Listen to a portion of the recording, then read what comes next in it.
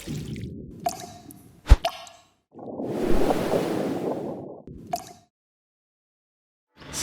penting dan sangat itu prioritas pemilahan sampah.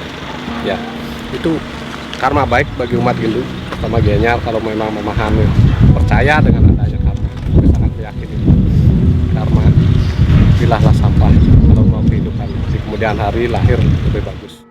Selamat datang di TPA Temesi.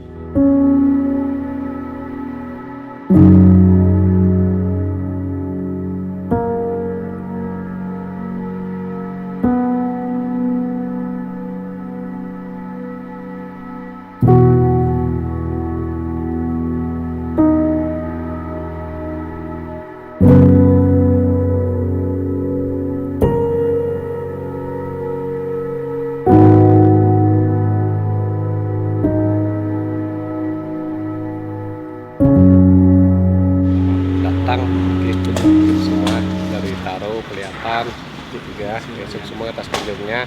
Perkenalkan tiang Pak Kayan Cakre selaku manajer di fasilitas pengolahan sampah Temesi ini yang sudah beraktivitas dari tahun 2004 ya, itu masih pilot project, sekarang sudah lebih besar, mampu olah sampah sekitar 30 ton per hari sampah organik.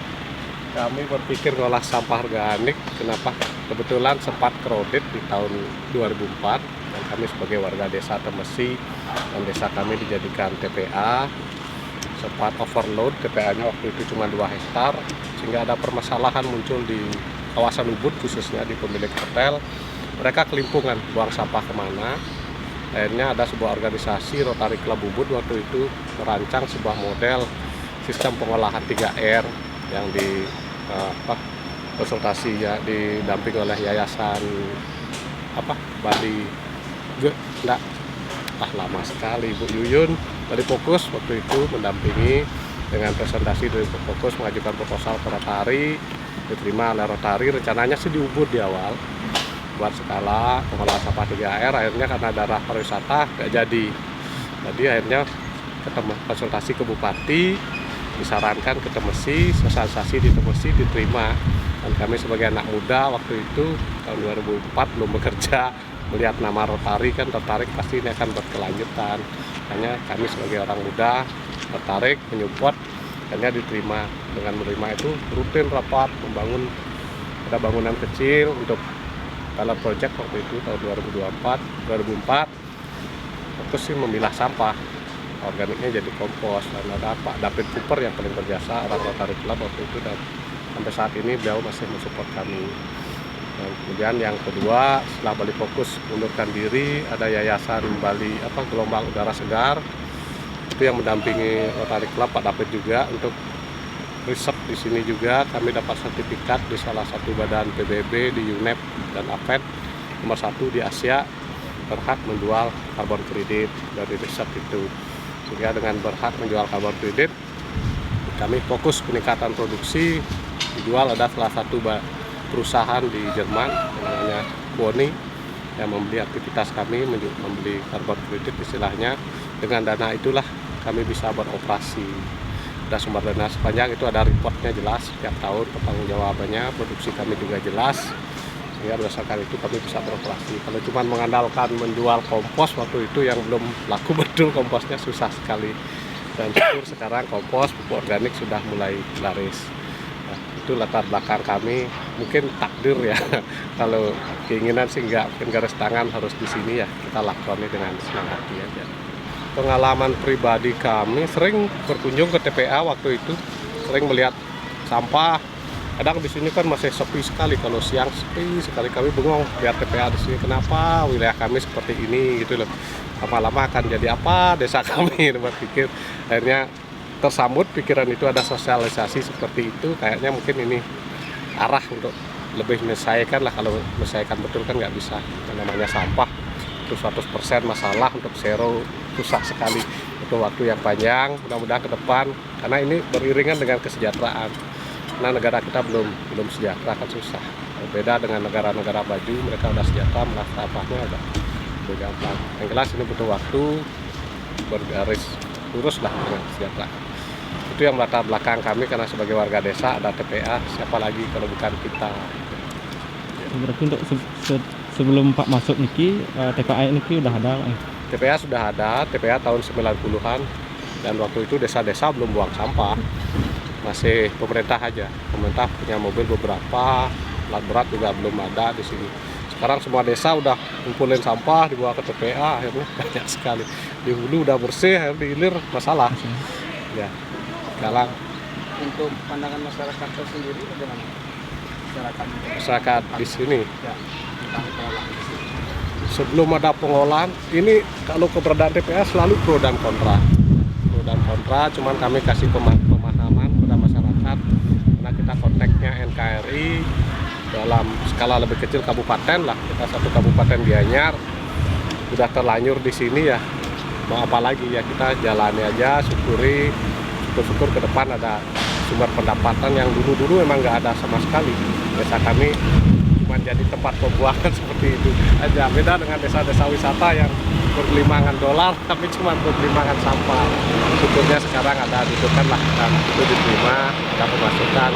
Ikut lihatnya lah untuk desa kami, rencananya untuk Mekarya juga ngatur rencana Sengkare sukses gitu. Mohon support dan dukungannya. Berarti tanggapannya lebih banyak ke situ. Sekarang udah positif lebih banyak. Kalau dulu negatif sekali, sering masyarakat demo ya beradaan TPA gitu. Mungkin udah diterima. Ya, organisasi bentuk kami itu, kami memilih bentuknya yayasan karena untuk profit susah sekali. Di awal belum ada bentuk, di awal namanya fasilitas pengolahan sampah Desa Temesi, sehingga kami dituntut ada sebuah badan resmi mau dipilih apa, sehingga kami putuskan membentuk yayasan, namanya Yayasan Pemilahan Sampah Temesi. Ya, itu kerjasama banyak sih sekarang kerjasama dengan YBS yang dampingi kami registrasi untuk mendapatkan dana di luar negeri, dan syarat dana itu untuk mensubsidi ini dan ada replikasi di tempat-tempat lain, itu harapannya sehingga model ini kedepannya berkembang. Ya syukur ditaruh udah mulai, nunggu desa-desa yang lain yang siap, kami juga menunggu sumber dana. Harapan kami sangat berharap sekali ada pemilahan sampah dari sumbernya.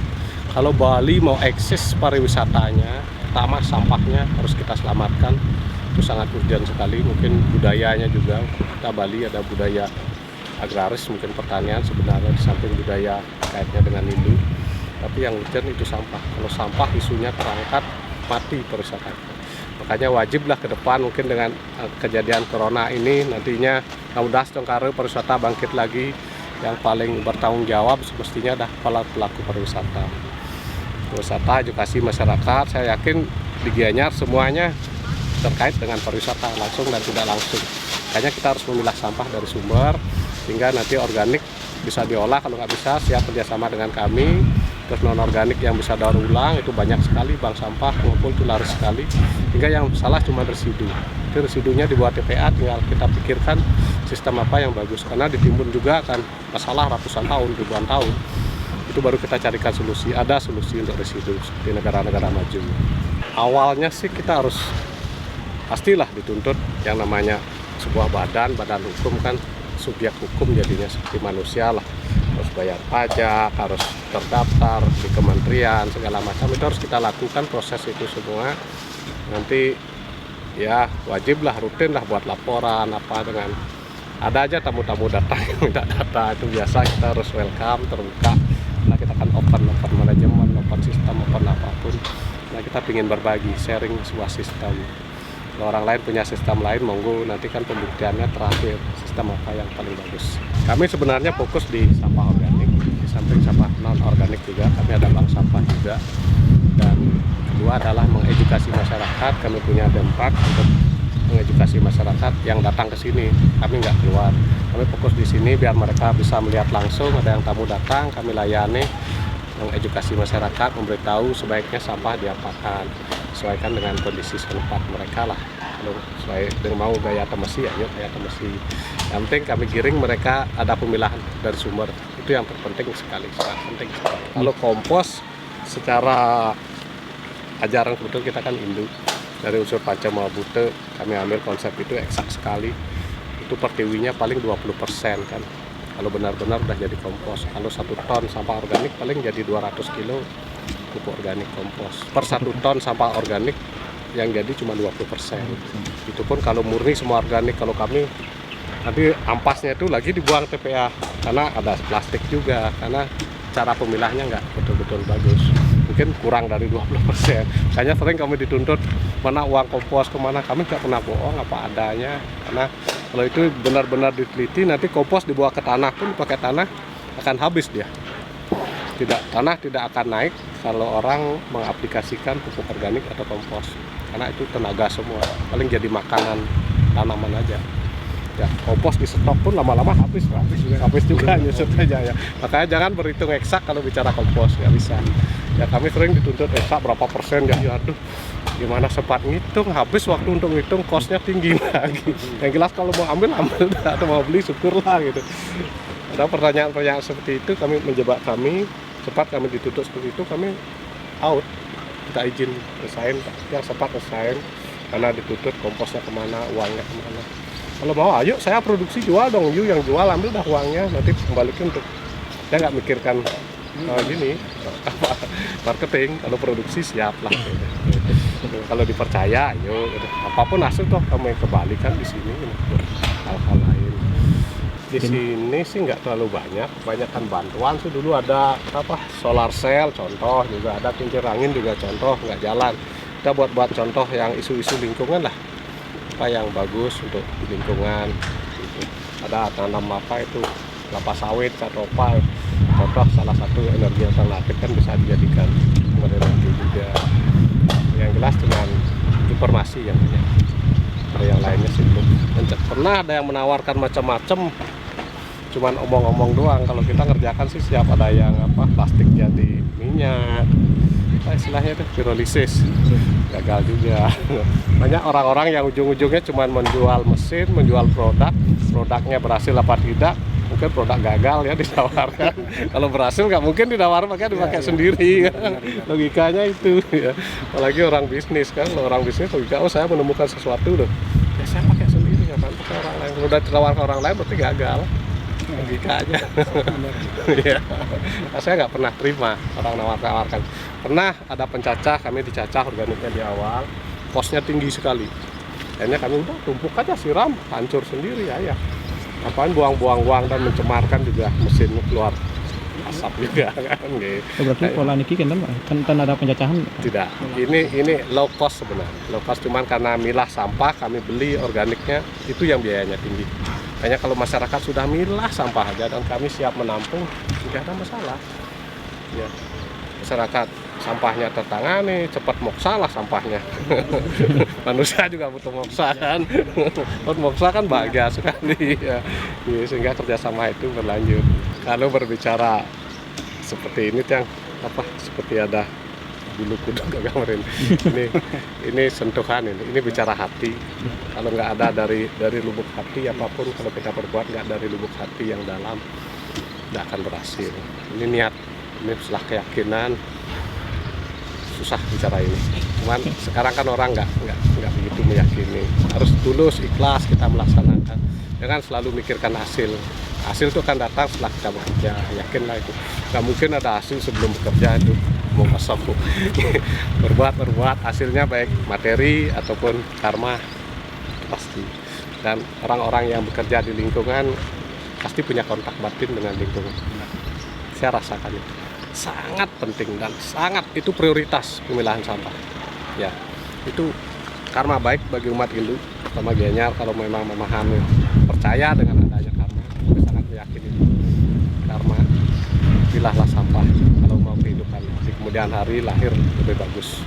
Di samping mengurangi, kalau bahasa mengurangi Pak Setuju sekali, reuse, recycle, 3R itu kan wajib lah, wajib. Itu harapan kita karena Pak Bupati setuju sekali, semua setuju sekali, masih di angan-angan, di pemikiran, cuman bagaimana implementasinya setiap hari dalam bentuk nyata lah, action nyata mungkin dimulai dari diri sendiri, harus mulai dari diri sendiri, pasti bisa. Untuk teman-teman pegiat pelingkungan, jangan pernah menyerah, itu kunci, jangan pernah menyerah, yakinlah kita akan bisa suatu saat. Mari bergandengan tangan bersama-sama.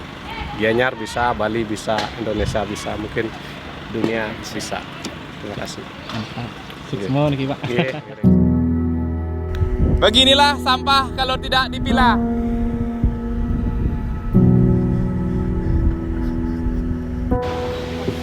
Mana kita beli? Kita berkunjung di Temesi nih. Masih. Ah, pertama kali. Pertama kali ini bersama PKB. Apa PKB tahu belum? Terus oleh teman-teman Pak. Kang Yang Pak. Biasanya kan ke tempat indah, di tempat sampah.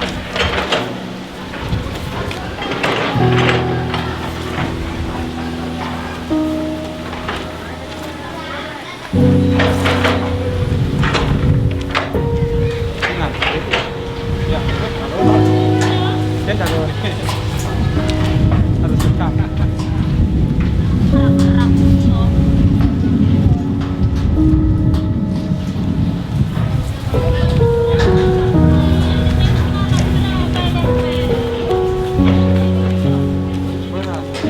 Lalu